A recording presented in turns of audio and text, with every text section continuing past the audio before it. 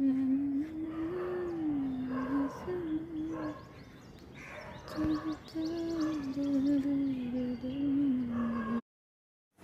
চিড়ের cutlet বানানোর জন্য আমি এখানে নিয়ে নিয়েছি চিড়েটাকে ভিজিয়ে জল ঝরিয়ে নিয়েছি, 2টো আলু সেদ্ধ করে, কাঁচা লঙ্কা কুচোনো, এখানে গরম মশলা গুঁড়ো, এখানে আছে ধনে গুঁড়ো, জিরে গুঁড়ো, ভাজা মশলার গুঁড়ো, এখানে কাসুরি মেথি, অনেকখানি পেঁয়াজ কুচোনো একদম ঝিরিঝিরি করে, আর এখানে নিয়েছি শেজওয়ান সস।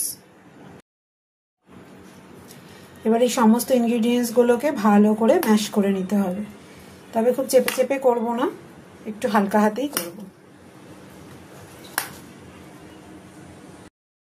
আমার সমস্ত এখানে মাখা হয়ে গেছে, এবার এর মধ্যে দিয়ে দেবো একটুখানি পাতিলেবুর রস।